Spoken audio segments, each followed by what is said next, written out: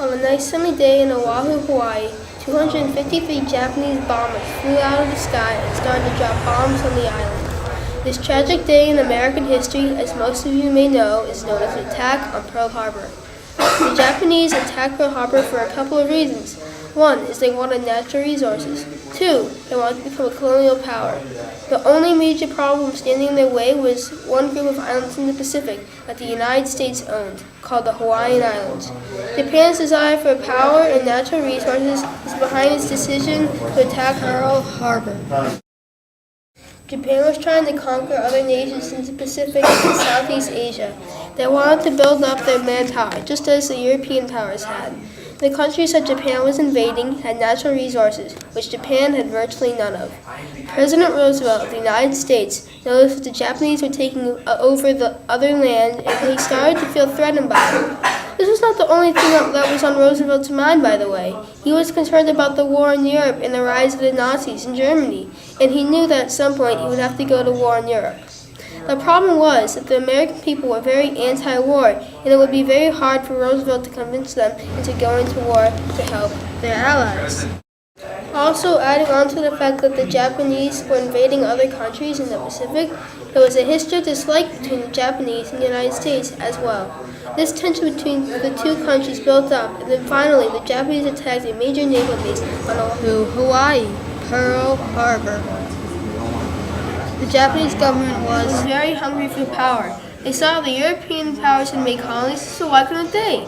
Soon Japan had successfully invaded Manchuria, Korea, the eastern third of Mongolia, Shanghai, Formosa, and France's Indochina.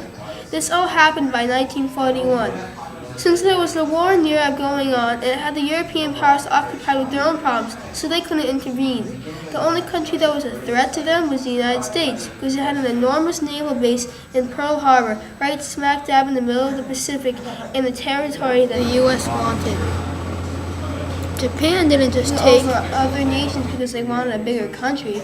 They also wanted natural resources. They did not have a lot of them because they were an island country surrounded by water.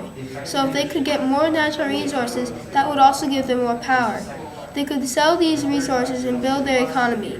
Other countries such as China and the Philippines did have natural resources and were very close and could be potential targets to invade. While this was all happening, don't think the United States didn't notice.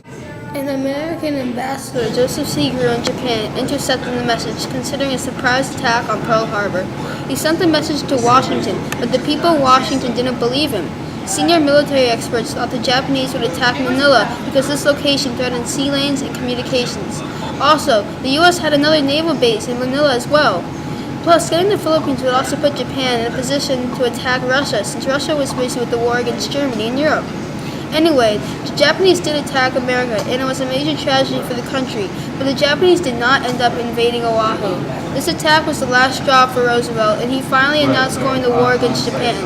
As a result, Japanese Americans were put into camps for fear of them supporting Japan, and many Americans who were against going to war overnight decided to sign up for the military.